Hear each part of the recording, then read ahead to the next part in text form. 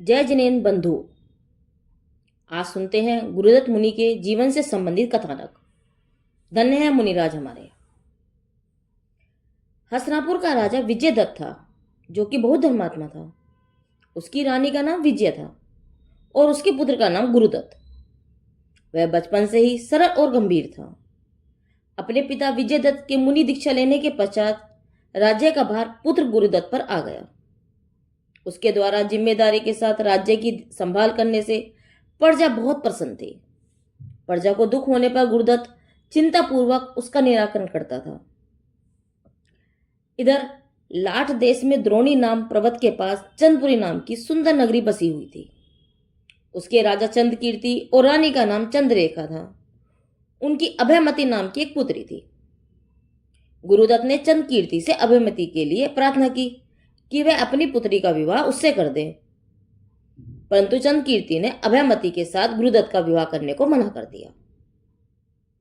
गुरुदत्त ने इसे अपना अपमान समझा और क्रोधित होकर उसी समय चंद्रपुरी पर चढ़ाई कर दी और उसे चारों ओर से घेर लिया। अभयमती पहले से ही गुरुदत्त पर मुग्ध थी। जब उसने गुरुदत्त द्वारा चंद्रपुरी को घेरने की बात सुनी तो वह अपने पिता के पास जाकर बोली, पिताजी, अपने संबंध में आपसे कुछ भी कहना उचित नहीं समझती, परंतु मेरे संसार को सुखमय बनाने में कोई बाधा न आए, इसलिए प्रार्थना करना चाहती हूं कि मुझे दुख में देखना तो आप सपने में भी पसंद नहीं करेंगे। मेरी प्रार्थना है आप गुरुदत्त जी के साथ मेरा विवाह कर दें, इसी से मुझे सुख मिलेगा। उदार हृदय चंद्रकीर्ति ने अपने पुत्री की बात मान ली। शुभ दिन देखकर बड़े उत्सव के साथ अभयमती का विवाह गुरुदत्त के साथ कर दिया। इस संबंध से दोनों अत्यंत खुशी हुए। दोनों की मनचाही बात पूरी हुई। इसी द्रोणी पर्वत पर एक विकराल सिंह रहता था। उसके भय से सारा नगर त्रास पाता था और सदा ही भय बना रहता था कि ना जाने कब किस जगह से सिंह हमला कर दे। इस कारण उससे बचने के लिए समस्त नगर के लोगों ने गुरुदत्त से प्रार्थना की, महाराज, पर्वत पर रहने वाले हिंसक सिंह ने हम सदा भयभीत रहते हैं। आप कुछ ऐसा प्रयत्न करो जिससे हमारा भय दूर हो जाए। लोगों को आश्वासन देकर राजा गुरुदत्त वीर योद्धाओं के साथ पर्वत पर गया और सिंह को चारों ओर से घेर लिया, परंतु सिंह वहां से छिपकर एक अंधेरी गुफा में जाकर छिप गया। गुरुदत्त ने यह मौका देखकर गुफा के चारों ओर लकड़ियों का ढेर लगवाकर उसमें आग लगा दी। सिंह इस गुफा में से निकल नहीं सका और वहीं जलकर मर गया।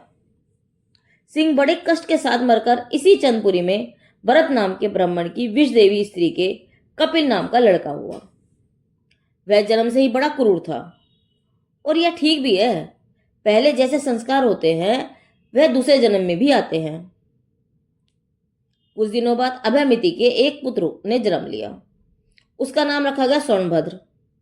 वह सुंदर था, सरलता और पवित्रता की प्रतिमा और बुद्धिमान था। सभी उससे बहुत प्यार करते थे। जब वह युवा हो गया और सब कामों में वह होशियार हो गया, तब जिनेन्द्र भगवान के सच्चे भक्त उसके पिता गुरुदत्त ने अपना राज्यभार उसे देकर वैरागी बन मुनि हो गए। कुछ वर्षों बाद ये अनेक देशों, नगरों और गांवों में धर्मोपदेश करते करते विहार करते हुए एक बार चंद्रपुरी में आए। एक दिन की बात है, गुरुदत्त मुनि कपिल के खेतों में कायोसक करके खड़े थे। उस समय कपिल खेत में आया। वह अपनी पत्नी से कहकर आया था कि मैं खेत पर जा रहा हूं, तुम भोजन लेकर खेत पर ही आ जाना। परंतु कपिल ने खेत में एक मुनि को ध्यान में खड़े होकर देखकर खेत को जोतना उचित नहीं समझा, इसलिए वह दूसरे खेत पर चला गया और जाते हुए मुनि से कहता गया कि थोड़ी देर में मेरी पत्नी भोजन लेकर आएगी, आप उससे कह देना कि कपिल दूसरे खेत में गया है। सत्य ही है कि मुनियों के मार्ग को नहीं समझने वाले अनर्थ कर बैठते हैं। तत्पश्चात कपिल की पत्नी भोजन लेकर खेत में आई। वहां उसने अपने पति को नहीं देखा। उसने मुनि से पूछा, महाराज, मेरे पतिदेव यहां से कहाँ गए हैं? परंतु मुनि ने कोई उत्तर नहीं दिया। उत्तर नहीं मिलने से वह स्त्री वापस घर चली गई। समय अधिक हो जाने पर कपिल ब्राह्मण भूख से बहुत व्याकुल हो रहा था। इसलिए उसे अपनी पत्नी पर क्रोध आ गया। उसने घर आकर गुस्से में पत्नी को फटकार लगाई। मैं तो भूख से मर रहा था और तेरे भोजन का ठिकाना ही नहीं है। तब ब्राह्मणी घबराकर कहने लगी, मेरा अपराध क्या है? मैंने तो उस साधु से पूछा था, परंतु उसने कोई उत्तर नहीं दिया, इसलिए मैं घर चली आई। यह बात सुनकर कपिल ब्राह्मण का क्रोध बहुत बढ़ गया और उसने दांत पीसकर कहा, क्या उसने तुझे जवाब नहीं दिया? ठीक है, मैं अभी खेत पर जाकर उसकी खबर लेता हूं। बंधुओं, आपको याद होगा कपिल पहले जन्म में सिंह था। उसे इन्हीं गुरुदत्त मुनिराज ने राज्यावस्था में जलाकर मार डाला था। तब इस हिसाब से कपिल के वे शत्रु हुए। यदि कपिल को किसी तरह यह जान पड़ता कि यह मेरे शत्रु है, तो उस शत्रुता का बदला उसने कभी का ले लिया होता, पर उसे इसके जानने का न तो कोई जरिया मिला और न ही कोई तरीका। तब उस शत्रुता को जागृत करने के लिए कपिल की स्त्री को कपिल के दूसरे खेत पर जाने का हाल जो मुनि ने नहीं बताया, यह घटना सहायक हो गई। कपिल जैसे ही गुस्से से लाल होता हुआ मुनि के पास पहुंचा और वहां बहुत से सेमल की रुई पड़ी हुई थी। कपिल ने उस रुई से मुनि को लपेटकर उसमें आग लगा दी। मुनि पर बड़ा उपसर्ग हुआ, पर उसे उसने बड़ी धीरता से सहा। उस समय शुक्ल ध्यान के बल से घाते कर्मों का नाश करके उन्हें केवल ज्ञान प्राप्त हो गया। देवों ने आकर उन पर फूलों की वर्षा की और आनंद महोत्सव मनाया। कपिल ब्राह्मण यह देखकर चकित हो गया।